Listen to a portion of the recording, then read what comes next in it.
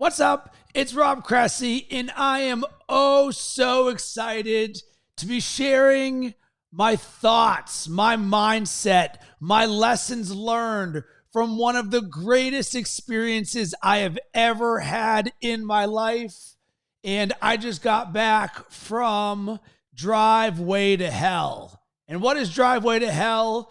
It is a 13.1 half marathon, 6,000 foot elevation gain race in Georgia as part of Build Your Life Resume and the All Day Running Club. And I just got back from Georgia and I'm floating on clouds right now. My optimism is 100 out of 100. I feel so much warmth and love, and I wanted to share my experience because it changed my life and it changed so many other people's lives.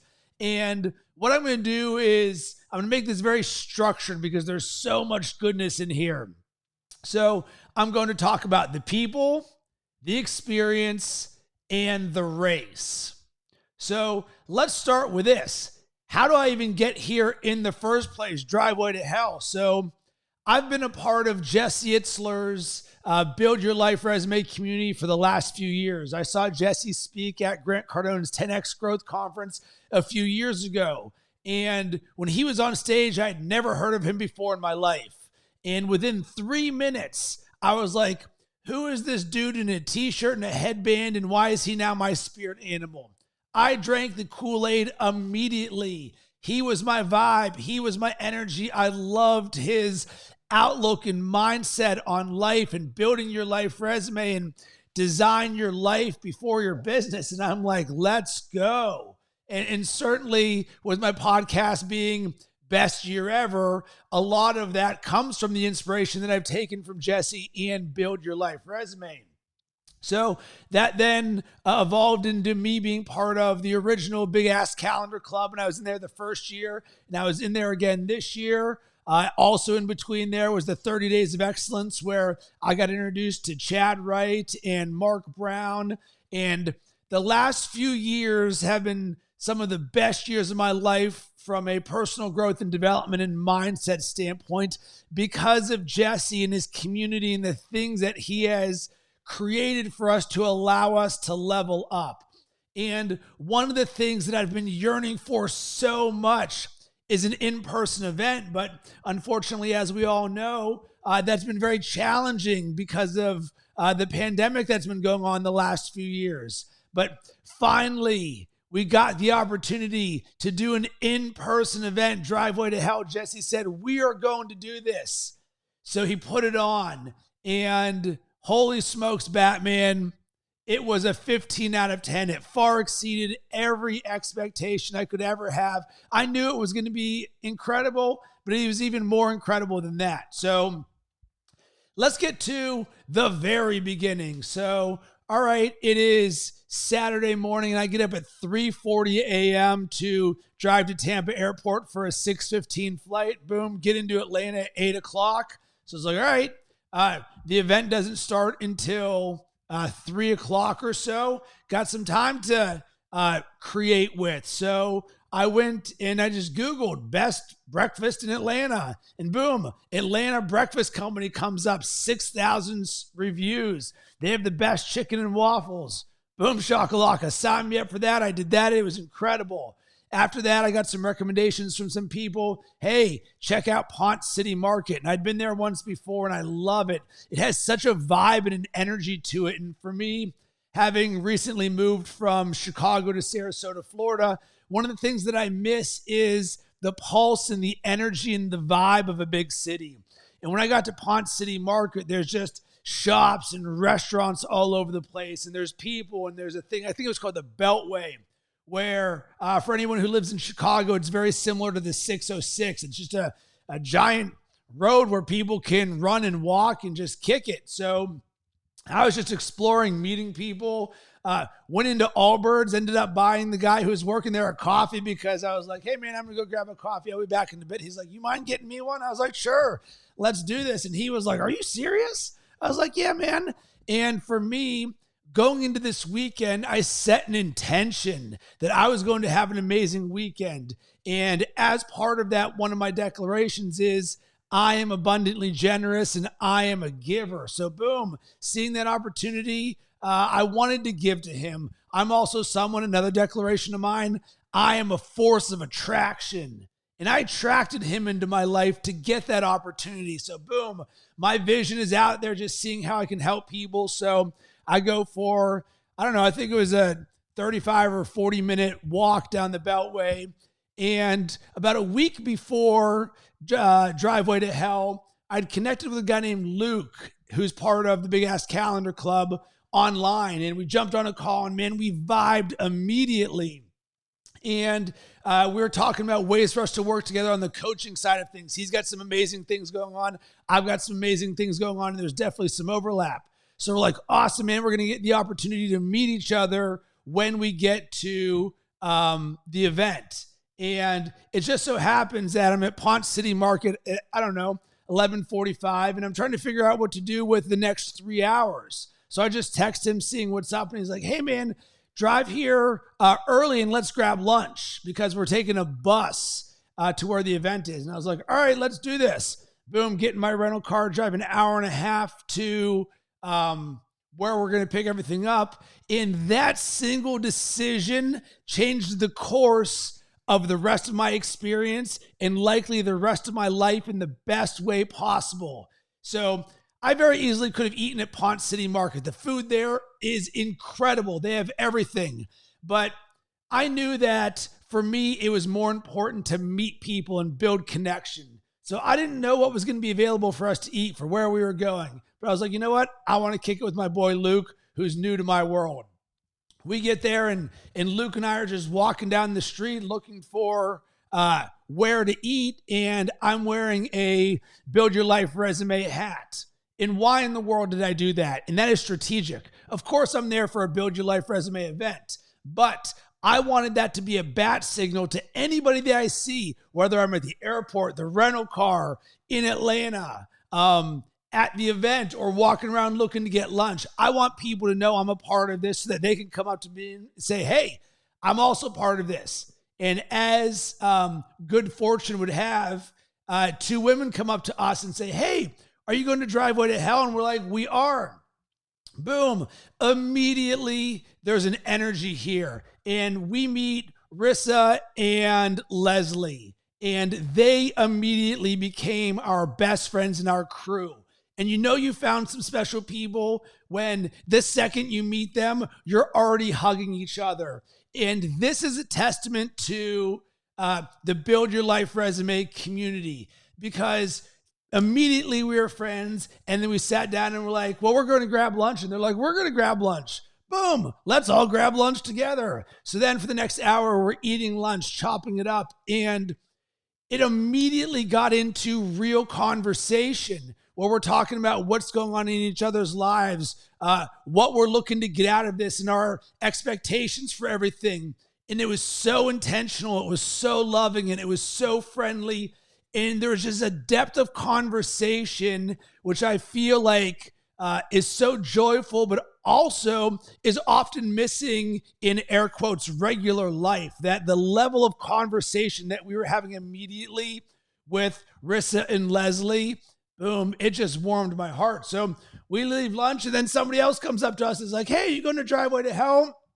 Amazing. So now we've got a crew of 5 people, and we're now going and waiting in line for the bus, because the bus is shuttling us from where we are to the event, which is about a 30-minute drive.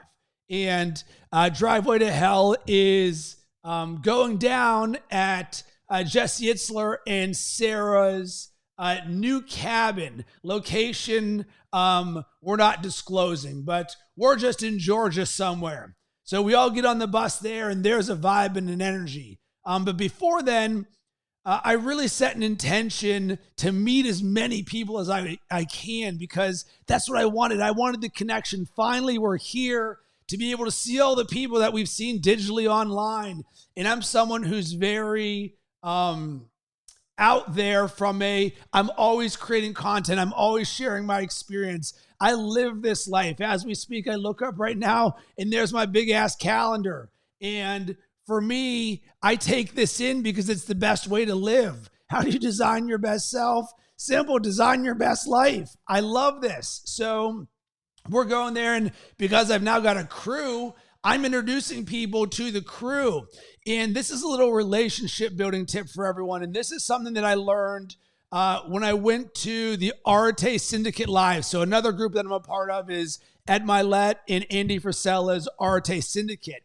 And when they threw their first live event, one thing that they hammered home, they're like, listen, at Arte, we're a force for good in the world. And when you see people at this event, make them feel welcome, because everything is a reflection of us. So you want this to be the best for other people. And I've always remembered that, because there's a warmth. And so often people might not know anyone when you're going to an event. And what I did is, anytime I saw someone when we're waiting for the bus who was standing by themselves, I made it a point to go up to them, start talking, and then immediately I brought them into my crew. Because I had a crew, I had like a foundation and a base, or a comfort zone. So the best thing that I can do as a connector and a relationship builder is make other people feel comfortable. But here's the amazing thing. We got to quickly get to know each other. Hey, where are you from? Why are you here? What are you looking to get out of this? All of this. And the stories you're hearing from people are incredible. And I'm going to talk this even further when we get into the people side of things.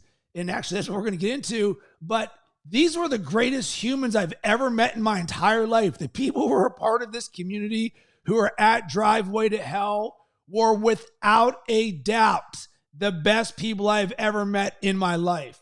And it's just, I'll just keep it at that. So that's the foundation of this. Boom, we get there to Driveway to Hell. So now let me get to the people. So Luke, Rissa, and Leslie are my crew, but we've got to start at the top with Jesse Itzler, the man who put all of this together. And Jesse's been an inspiration for me, as I said, since the second I heard him speak on stage at 10X GrowthCon. Since then, he's someone who's always super present. He's active in his DMs. And the thing that stands out to me through the 36-hour experience about Jesse Itzler is that he leads by example. And to me, he is the epitome of leadership, because I think about when he's on the course and he's doing this step by step with everyone in the community. And I started thinking, and I sort of had a rhetorical question that I wanted to share. And it's like, for the leaders or the people that you admire or you consume their content, how much are they leading by example? Are they going step by step and doing an up and down hill half marathon? And for me, the epitome of this is Jesse Itzler, and then number 2 is Andy Frisella with 75 Hard in the Live Hard program. That they pay their dues and they live this and do this every single day. And for me, that's what I took away from Jesse. He leads by example. But the other thing is, he is a testament to this community that he built. The people there are a reflection of him. And we adopt a similar mindset and lifestyle and way of being. And this energy and radiation from the community is because of him. And I had to let him know that. I was like, man, this has just been incredible. And this is a testament to you. And I got the opportunity to speak to Jesse both days, both on day one when everyone's just like eating and kicking it afterwards, and then both on the course multiple times. And he's someone who's so present, who is such a big thinker. And for me, he's been an absolute blessing in my life. So thank you very much, Jesse. Number 2, Jesse's wife, Sara Blakely. And I'd never heard of Sara until I went to 10X GrowthCon, and she spoke immediately after Jesse. And she is the yin to Jesse's yang. And she's different in the best way possible. And for anyone who's a fan of Sara Blakely, She is exactly what you think she would be. She is out of this world amazing. She is so warm and so loving and so kind. And you can almost feel her listening to you. So I got the opportunity to talk with Sarah because she was there and present. Their whole family was there. So boom, there's Jesse, there's Sarah, there's their kids. And here's a little nugget of something that's always been part of my life that's a really important lesson. I'm someone that has always believed in the power of visualization and going over in my head over and over again what I will say to the people that inspire me that I want to meet one day. Because you never want to get into a situation where you meet someone and you're like, oh my God, I was just so starstruck and I didn't know what to say. No way. I'm not going down like that. Instead, I've visualized these conversations over and over again. So going into this weekend, I know, all right, I'm going to talk to Jesse. There's a chance I'm going to talk to Sarah. And there's going to be some few other people. So for me, I went up to Sarah and I just thanked her for being the inspiration to me of entrepreneurship and of what's possible.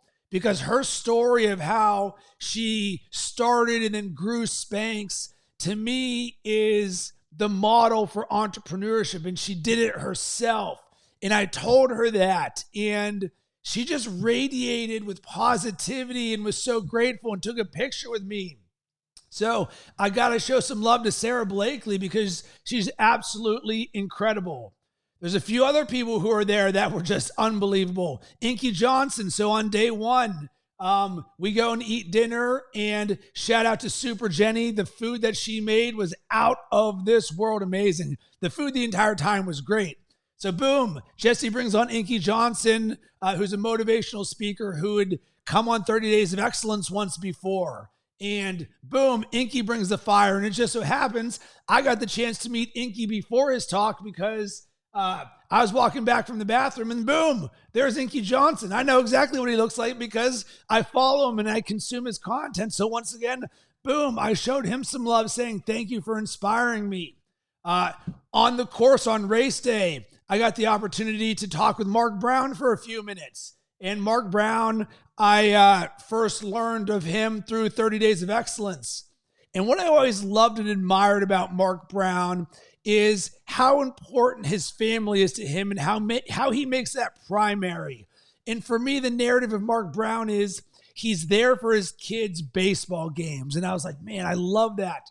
As a one day wannabe father and now a current father, that's how I aspire to live my life, to be there for every one of my kids' games. So when I saw Marq on the course, I introduced myself and I talked about that. I said, hey, man, thank you for being the example of being a family man. It inspires me. And we just sort of talked about the importance of family. So, man, Marq Brown was everything that I wanted him to be. And he was incredible too. Another person who had a major impact on me was Chris Hauth, who was an elite coach that Jesse brought in to speak. And I talked to him near the end of the first day. And he has my number one lesson that I learned from this experience. And he said, you don't owe your past anything. And the framing of this was, I asked him about my experience running the DC Marathon and having my near-death experience and not finishing it. And of course, anyone who's listened to my podcast knows 2 weeks ago, I just ran the Pittsburgh Marathon as my Masogi. And I removed the asterisk of, Rob, have you ever run a marathon? Yeah, but I didn't finish. But yes, I trained, but I had a near-death experience. And that story didn't serve me. And even after Pittsburgh, I felt so much better. But there is still something about the running the DC Marathon and not completing it that I didn't have a whole relationship with. So I asked Chris, I was like, hey, man, this is what happened to me. This is how I overcame this, but the story isn't serving me. So it's gone from negative to neutral, but I don't want that. I want this to be a positive experience. And he said, Rob, you don't owe your past anything. And then he said something that is actually the same thing that I coach and teach other people. He's like, Rob, this is a choice for you. You have the opportunity to choose what story you give this. And it really resonated with me. And I'm going to say this one last time because it's applicable to so many things in our life. You don't owe your past anything. And I'm so thankful for Chris telling me that because it's completely reframed the way that I think about anything that's happened in my past. And then the last speaker who was there was Ken Rideout. And Ken is, as Jesse said, a regular dude who is also an elite performer from a running standpoint. He won some sort of race in New York marathon running. And this dude was a beast. And one of the things that he talked about was, I'm either going to get a PR or go to the ER. And that actually made me chuckle. And that's actually the thing that triggered me wanting to talk to Chris. I wanted to talk to Ken about what I just shared with Chris, but there were so many people around Ken after the fact that I didn't get an opportunity to talk with him, but I did see Chris. So I was like, oh man, he'll get this as well. He's an elite coach. And the thing that I picked up about Ken and the framing of Ken was, this guy's going to finish first in this driveway to hell. And this isn't a race where there's someone that is going to win. We're all there to finish. But he was going to be first because this dude is a beast. He's an elite athlete. And what I noticed was, boom, he's off and running. And it was impossible for anyone to not notice him on the course because he's flying up and down these hills. And as I thought about seeing him, what went through my mind is that most people probably think that experience for Ken was easy. Oh, he's an elite athlete. He's just running up and down this. He's crushing everybody. But you know what? I think that event may have been almost as hard on him than anybody else. And why is that? Because when you're the best version of something, when you're elite, you are pushing yourself and going 100. So the results may look easy, but what everyone doesn't realize is what's going through Ken's body and through his mind to make that happen. Because as any of us on that driveway experienced, that thing was a monster. And we'll get to that in a second. I mean, it was challenging, so much so that you had to walk at least half of that course. So for Ken to be flying up and down that, I saw that was not easy. So my lesson is be careful thinking that when people are elite, that it's easy for them. And the answer is it's not. They're just willing to push and make it look easy. But I bet if you ask Ken, that was not a walk in the park, even though he probably had a fantastic time. So who I want to talk about next is the Build Your Life Resume community and the people that were at Driveway to Hell. And to me, this is the MVP of the entire experience. Number one for me is the community.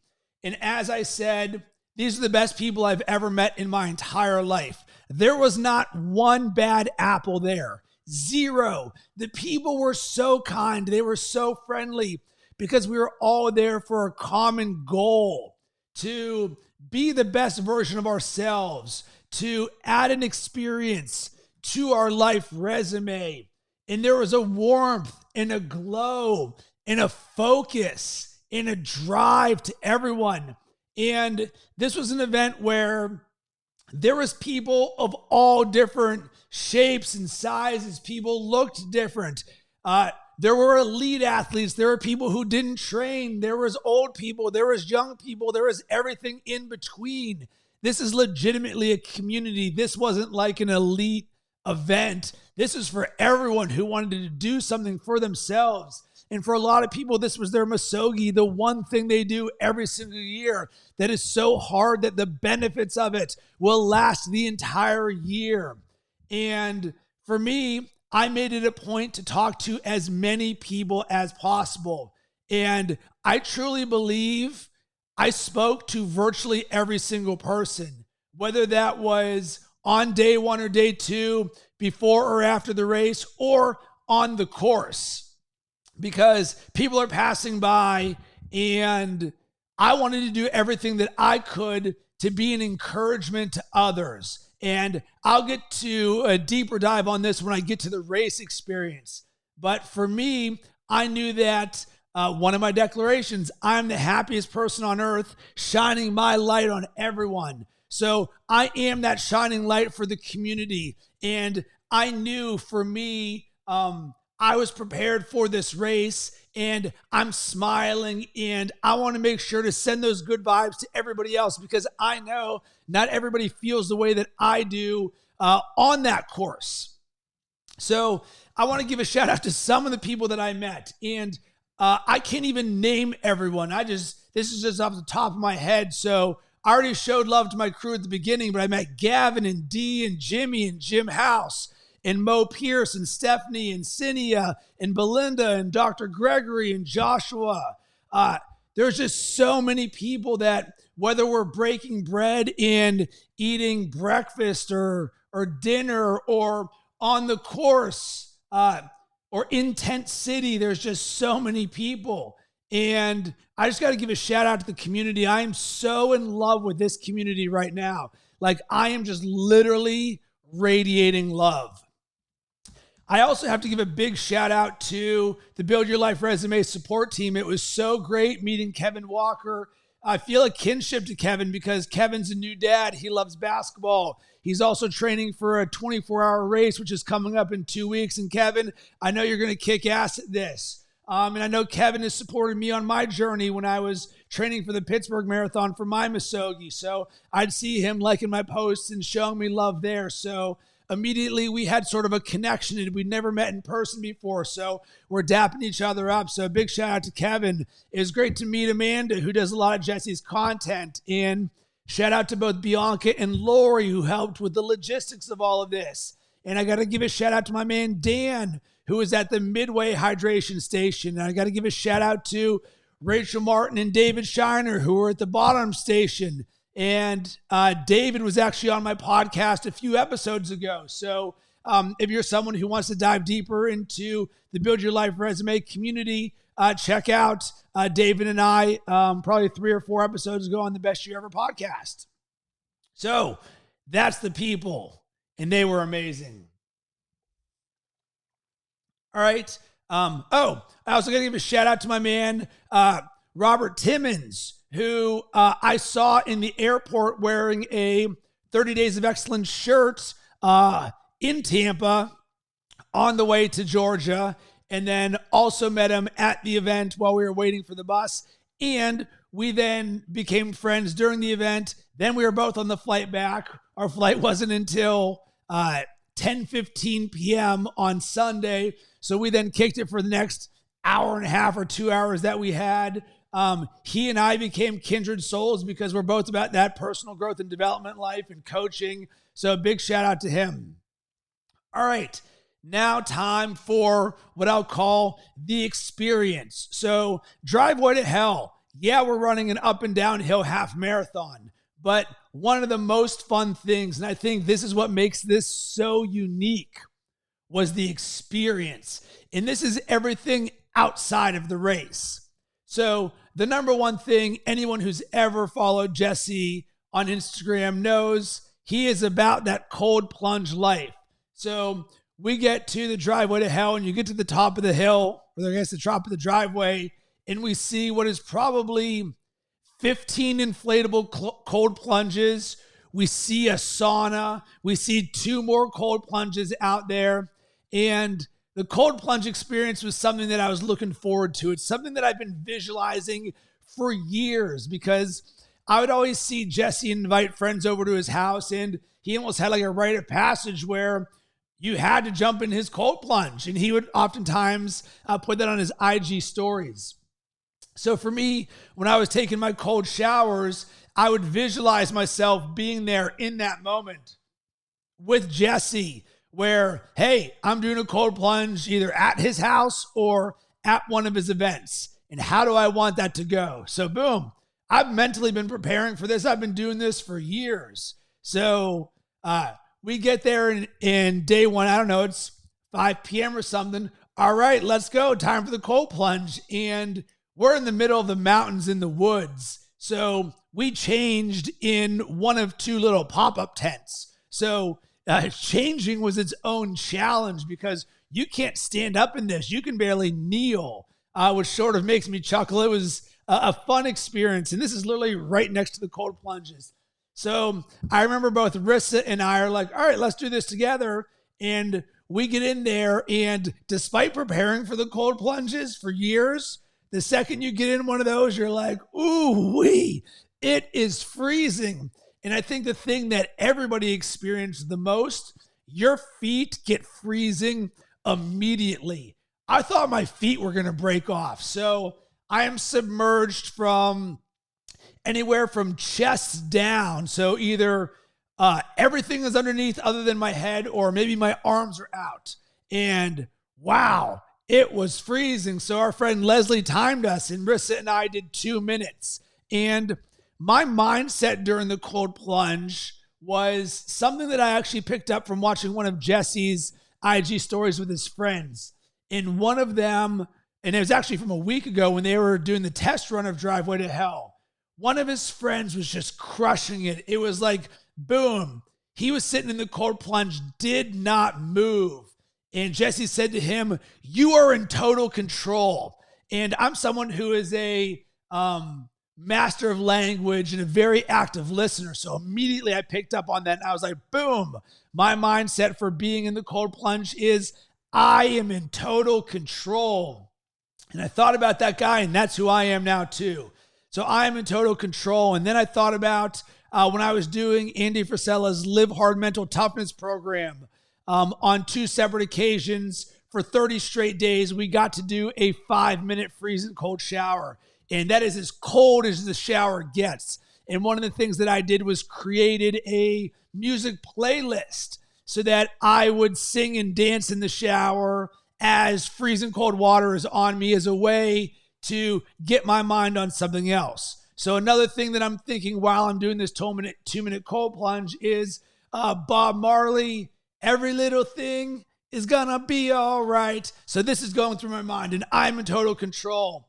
And boom, the cold plunge was amazing. And I made it a point that I was going to experience everything that they had for Driveway to Hell, because that's what I signed up for. And I wanted to do things that are uncomfortable, because nothing great ever came from your comfort zone.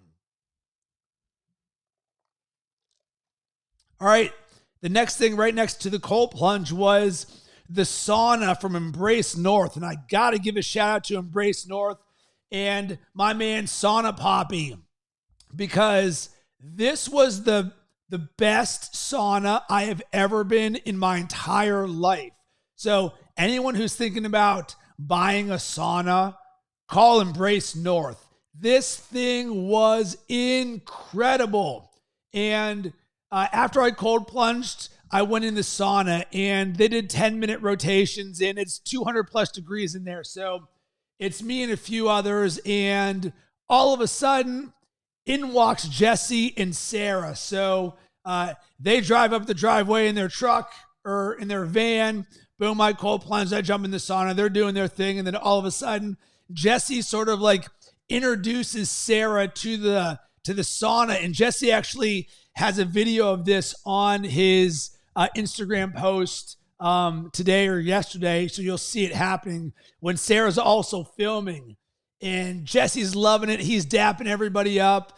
There's 3 people in my sauna that are from international, Norway and Canada and Germany. And he's like, Sarah, you won't believe this. Come see who's in here. And all of a sudden, Sarah comes in and her glasses get all steamed up. And she's like, this is crazy, Jesse. Do we have insurance for this? And everybody's laughing. And it was such a unique and memorable experience for me to be in the best sauna I've ever been in my life. And then 2 people who have inspired me for the last few years walk in and become part of that moment. It's everything that you would want out of doing an experience like this. And this was something that throughout both day 1 and day 2, the sauna was such a beautiful thing for me. I think about day 2 after I finished Driveway to Hell. I cold plunged, and then I did the sauna again. And Sauna Poppy's like, hey guys, you wanted an amazing experience? And we're like, yeah. So he goes and gets this little like peppermint tincture and puts it on the sauna rocks. So now it smells like a spa. It's like peppermint. Then he puts on this giant ice cube is the best way that I can describe it, like a chunk of ice, which turned the heat up. And I was like, whoa, everyone in there's like 10 of us. It was the hottest we've ever experienced in our life. And then Jesse walks in like 5 minutes in and he's like, whoa, it is roasty in here. And that's all part of the experience, doing things that you have never done before. As I mentioned, on the food side of things, Super Jenny was incredible. After the race, there were smoothies. Those were amazing. There was a taco food truck. That was awesome. There was also the Florida coconut guy who literally just had coconuts and you can drink the coconut water. So from that standpoint, absolute home run on the food side. On race day, Dr. Trish Smith was there to lead us in some breath work. And Dr. Trish Smith is an expert in essentially Wim Hof breathing. And she's also a warm body of energy. And I love Dr. Trish Smith. So it was good to get our breath work in because it also helped us when we were on the course. We were also led with some standing yoga. It was supposed to be sitting, but it poured rain the day of the race, at least in the beginning. So I think Lori led us in yoga to do some stretching. The other part of the experience is Tent City. So one of the things that made Driveway to Hell unique is that we were roughing it, air quotes. We get there and we brought a tent. And for me, I have not used my tent for the last 8 years since I went to Bonnaroo. And this tent has only been used once, and that was at Bonnaroo. So going into this, I watched a YouTube video on how to put my tent together. And I thought about practicing it, and I was like, I don't want to put all that stuff together. These people put it up in 10 minutes. I'm sure I can figure it out. So we get there on Saturday, and the first thing we all do is they assign us sort of a tent number where, hey, this is where you're going to be. So I walk into the woods to the left to Tent City, and there is just tents lined up everywhere. I don't know, there's 50 or 100 tents. And for reference, there's 200 people at this entire event. So we are all living in tents. And thankfully, my man Luke knew what he was doing. So I'm putting together my tent, or at least attempting to. Luke already did that for himself. So he comes over to me, and we're putting up my tent together. And we get to the last part, which is sort of like the secondary shell. So the full tent is up, and the guy at the tent next to me is like, you probably don't need that shell. It's not supposed to rain or anything. And all week I was monitoring the weather. And at one point, it looks like it was going to thunderstorm on Sunday. But then the day or two before, it was like, it's not going to rain. I'm like, boom, major victory, no rain. So because of this, when the guy's like, yeah, you're not going to need this, it's going to be hot in there, I was like, I agree. I'm not going to need this. But for some reason, Luke felt compelled to continue to put on my hood on my tent. I was like, all right, it's all good. I'll let him do his thing. I appreciate the support. So we go ahead and we put it on. I don't think anything of it, move on. So end of day one, I don't know, it's 10:30 or 11 o'clock, time to get back to our tents. And I'm like, whoa, it is roasty in here. And I'm thinking about taking that hood off my tent. I was like, but it's dark out, and I got to be up I get to be up at 6:30 for breakfast for the race tomorrow. I'll just sort of leave it as is. And thank goodness that I did, because guess what? The weatherman was wrong. That rain that was supposed to be there, that went away, it came back. And I don't know what time it was, but let's call it midnight. The heavens opened and it downpoured thunder and lightning. And who is now the most thankful man in the world for my friend Luke?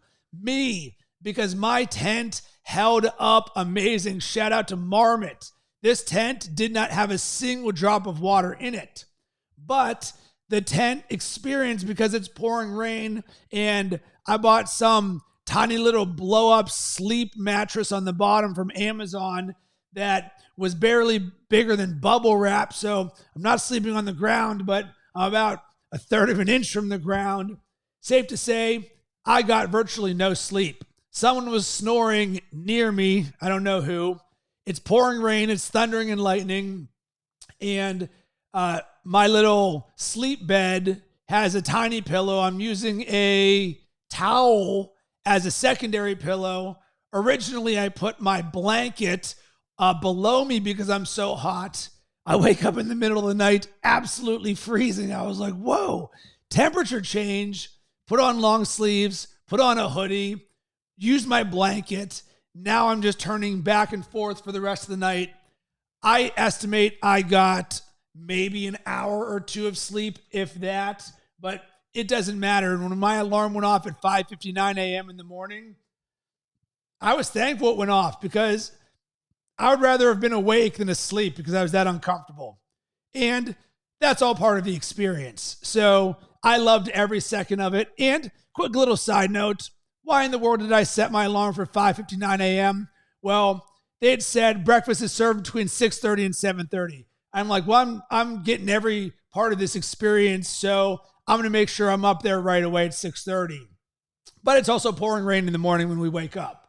And I set my alarm at 5:59 a.m. because I'm waking up in the fives, and there's a different energy when you wake up to the fives. I also know there's going to be a large majority of people who wake up at 6 a.m. And guess what? I was correct. My alarm goes off at 5:59 a.m. And then 1 minute later, I hear ding, ding, ding, ding, ding, ding, ding, ding, ding, ding, ding. Tons of people where their alarm went off. And for me, this is a mindset. Do one more. Or in my instance, I'm getting up 1 minute earlier than others. I'm getting up in the fives. So all of this is part of my high performance mindset. And you can find these little inches throughout your life. So that was Tent City, and I essentially put my clothes on in the tent and walk up on day 2 in the rain to breakfast to have an amazing experience. Last thing about the experience is actually the drive home. And we get dropped off on the second day, and it actually downpours at like 2:30. So everyone's done with the race, and I know I'm jumping around, but doing the best I can to share this with you guys. So race day happens, and boom, we have the post-race celebration, 2:30 p.m. The heavens open up, and it absolutely downpours. So Jesse's like, you know what? Let's just end this now. Go and get your tents, put them down, and it's nice to have everyone. This is amazing. Boom, we all rush off there, get on the bus to head home, and I get in my rental car. I change in my car. I'm as disgusting as humanly possible. Everything is wet. My bag is wet. My backpack is wet. I am muddy. I'm gross. I loved it. It was amazing. And I'm driving off, and one of the people that I met was Renata, and she's from Chicago, and I had digitally met her a few years ago because she's in Chicago, so I was living in Chicago. So we talked back and forth. I talked to her at the event, and I saw her sitting on the sidewalk, and I literally drive past her, and I'm leaving to go to Atlanta to go to the airport, and I stop, and I'm like, I wonder why she's sitting on the sidewalk. So I put my car in reverse, and I'm like, hey, Renata, what's going on? And she's like, oh, I'm trying to find a way to the airport. And I'm like, yo, I'm going to the airport right now. Why don't you jump in with me? Long story short, she did not rent a car, and she was trying to find a way to get from where we were to the airport, which is an hour and a half away. And she's like, oh my God, Rob, are you serious? It was going to cost her $200 to get some sort of taxi. And with where we were, there was no Ubers or anything anywhere. So once again, I'm a force of attraction, and it was amazing that I got the opportunity to help her. And then we then got to drive together for the next hour and a half and chop it up. And there was such a good depth of conversation, and I enjoyed getting to know Renata. And it was amazing. So that was the last part of that experience. So what I'm going to talk about now is the race and the running experience. So, as I mentioned, Driveway to Hell. This is a half marathon. in this driveway is insane. When Jesse and his friends did this a week ago, and all these elite performers and these high performers and elite athletes are all like, this thing is hard, I didn't totally believe them. I knew it was going to be hard, but I don't know why. Maybe because these guys were athletes and they run and they do all these amazing things. I just didn't believe it. So going into this, I expected this race to be hard, but not impossible. We get to the driveway, and just walking up from putting my tent together to get to where we're going to be for the next 5 hours, it gets real. You're like, oh my God, I have never seen a driveway like this in my entire life. It is a half mile up and a half mile down. And there is a small hill and then a flat and then a small hill and a flat and then a gigantic hill and then an even more gigantic hill. It was nuts. When we're just walking to get to the top, that's when you're like, wow, this is what we're doing. I cannot state how insane this was.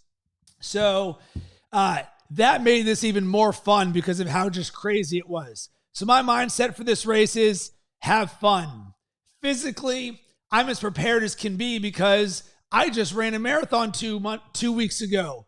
The thing for me was actually I wanted to make sure my body was healed enough because in the last 5 weeks, from a running standpoint, it has been the most unique in my life. I ran my final 20-mile training run, and then 2 weeks later, I ran the marathon, and then 2 weeks later, I ran the driveway to hell. So I was actually most intentional or concerned about making sure my body held up because I didn't know what that sort of mileage does to you. And I'm someone who's extremely athletic, but at the same time, I'm also self-aware enough to know that that's a lot of miles for someone who is not a full-time runner. Thankfully for me, all those concerns were zero because I was as conditioned as humanly possible. My race day experience was a 100 out of 100. My legs held up, my body held up, my cardio held up. It was the absolute best. So my goal is to have as much fun as humanly possible there. And for me, 13 times down, 13 times up. Every time I ran down, Rachel Martin and David Shiner were there at the hydration station, and there's music playing, and I made it a point to dance with Rachel every single time, 13 times. And I have to imagine I'm the only person of the 200 who danced every single time. And that was part of my mindset for this, not running for a time. I'm there to enjoy the experience. At the same time, I'm also there to encourage others because I know mentally I'm prepared, physically I'm prepared. And as I said, not everybody, there's people of all different shapes and sizes there. So the best thing that I can do as a leader by example is to encourage others. So for me, I was the cheerleader of all cheerleaders. I literally said, good job, you're doing amazing, you're doing wonderful, I'm rooting for you, to every single person that I passed. Because what made this such a unique experience is that you're doing the same course 13 times. So you're passing the same people every single time, all of the time. So that gave me an endless opportunity to send good vibes to other people. And one of my declarations, I am warmth. And another one, I am a champion for everyone. Not only am I a champion, but I'm a champion for everybody else. So I wanted my support to be fuel and energy and a turbo boost to others because I know what it's like to have that narrative in your head of, this is hard, my legs are hurting, my chest is hurting, how am I going to do this? Especially if you've never done something like this before, and even if you have, it's still extremely challenging. One of the things that I loved about this was I did not use headphones, and I actually didn't bring my water with me, I didn't bring my armband with me, nothing. I was like, I'm just soaking up this experience and letting the community run me, and it was the best. As I said, the community was my favorite part. Now to talk about the course itself, someone asked me, Rob, what was the hardest part? The down was the hardest part, specifically at the very top. And why is that? Because the incline was so steep that when you're going down, it gave you forward momentum, but you had to put your brakes on. So it was a very unorthodox way of running, that it's so steep that as you're doing these hills up and down, it taxes different parts of your body. So I found that very challenging. And of course, the very top of the hill was ridiculous. So that was very very hard. And the quote that I loved that I think Jim House said to me was, "Thank God for the uphill." That's what summarizes Driveway to Hell. You're thankful to be able to walk uphill and not go downhill. And the uphill was so ridiculous that people thought walking up backwards was a good idea because it was a different way of getting up there. And speaking of being at the top, I got to give a shout out again to Dr. Trish Smith, who she was stationed at 95% of the way up the hill. She had that smile. She had that encouragement. She had that breath work. Every time I got up there, I smiled with her. My mindset was very much the top of the hill, which is the hardest, is where the most growth is. And Driveway to Hell would not be so memorable if it wasn't so hard. So I leaned into the difficulty of it. And I was like, thank God for this hill, because a lot of people are cursing the hill and it's taking their souls. Not me. Boom, that's the best part, because looking back on it, it's so memorable. So for me, that's why I seek out discomfort and challenges, because once again, nothing great ever came from your comfort zone. And I just loved this. This was the most fun I've ever had at a race. And it made me think that if things like this were created over and over again, this would put other races out of business, because I love running 5Ks, 10Ks, half marathons, a marathon, whatever. I love being part of a community, but it is so unique to have 200 people there that all love each other and support each other, and the connection that was there. And there was hydration, bottom, middle, shout out to my man Dan, and at the top. And it was just incredible. And one of the things that I did is I wrote down, one, to track how many laps I'd done. I then started to write little notes for myself of what I noticed from each lap. I was very intentional about this. And lap number 2, I wrote down dancing with time. When I was at Driveway to Hell, there was no Wi-Fi. So you're not on the internet. You're not on social media. I can't even call my wife pretty much. And time was different. I feel like I was gone for a month. And Jesse said this going into it, and after the fact, you experience it. I feel like I was in a different planet and time slowed down. Nothing else mattered, and I was in flow. So one of my declarations is, I am that I dance with time. And to me, this was the next level of evidence of this. We were dancing with time, especially when we're walking up a giant hill to run a half marathon. At lap 3, Kevin Walker told me, I'm looking strong. And I was like, boom, taking that in. And then I noticed a lot of people were smiling. And for me, the one thing that I made a point to, I smiled 100% of the time. So much so that people were commenting, oh, there's Rob, he's still smiling. And I then said, free smiles. They're here all day for everyone, because it takes no extra effort for me to smile. And there's the quote, you cannot give to others that which you are not experiencing yourself. If you're smiling, I'm not thinking about pain or going up or downhill. Mile 4, impress yourself. I ask you, when was the last time you impressed yourself? All 200 people who did this event, they impressed themselves. For me, this is something that I'm leaning into, and I love finding ways to impress myself. Number 5, springboard for momentum. This is something that I set the intention after the Pittsburgh Marathon. I said, you know what? This was an amazing accomplishment. This is my Musogi, but I do not want to rest on my laurels. And because of that, I said, I'm going to make the word springboard my word for the month so that I'm intentional about using this as a growth agent. And Jesse even said at the end of this, I want whatever your goals are, I want you to double this. You can grow so much more, and this event is proof of that. Lap 7, I walked with Rissa. I made it a point as much as possible to walk with as many people as I could and to talk with them. And as I said, this course was so crazy that you had to walk at least half of it on the hills. It just wasn't runnable. And Rissa and I built such a connection, and she has such a warm and loving heart. And, as I said at the top, when someone hugs you the second you meet them, that's a special person. And for Rissa, I know this was a big thing running this half marathon. She'd never done something like this before. So I felt honored and special to be able to do a lap with her. Lap 10, I never get tired. This is something Chad Wright taught us on 30 Days of Excellence. It's been one of my mantras ever since. Every time I run, I never get tired. That's part of my mindset. Number 11, we are all amazing. This comes from the love I had for the community, seeing the people, and it was especially the people who were most challenged by this, seeing them go all 5 hours. And I think about, shout out to my man Felix from Chicago.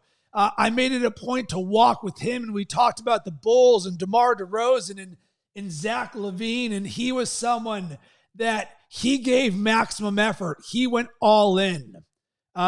Number 12, this lap, as I'm about to get to my final lap, Lose Yourself by Eminem played. And in the intake form for Driveway to Hell, it said, what songs would you like to play? And I put 2. Lose Yourself by Eminem and My Hero by Foo Fighters. So when I get up the big hill knowing that I'm about to have my final lap and I hear Lose Yourself, the world was shining on me. It was saying, Rob, I got you. Let's go. And one of the things Jesse talks about, the last lap is free. They give you a red armband to signify you're on your last lap. Boom, everyone who's running, they show you love. When I see people with a red armband, boom, finish strong. That last lap, I'm saying to myself, built for this. And then lastly, lap 13, boom, let's finish this. I was just so proud. It was such an accomplishment. I think I finished in 3 hours and 15 minutes, and I had so much fun. It was the best race of my entire life. The last thing I want to talk about is, with about an hour remaining, Lori gets on the microphone and says, hey, there are people on the course and they need you most right now. We're a community. We support them. So if anyone can go back on the course to help these people, it will help so much. And I did my cold plunge and I did my sauna, and I just thought about that. And I was like, man, I've been so supportive to everyone, and everyone got such good vibes from me. I was like, I need to be a leader for others. I know that this is the toughest. You know what I did? I'm wearing my bathing suit. I threw on a tank top and I put my shoes back on with my wet socks, and I went back on the course. And there is, I believe, 54 minutes left. And it just so happens when I do that, one of the guys, Klaus, is getting to the top. And I'd showed love to Klaus throughout this entire time. And Klaus is someone that he's a little bit bigger. I know this is something that was was a big challenge for him. But Klaus is someone who everyone knows him because he sends out cards that are personalized to everyone.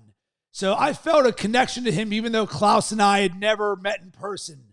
So I said, Klaus, I got you. You are finishing this race. So for the next 54 minutes, I was with Klaus. And I was his coach. And I said, you are finishing this race and I'm there with you.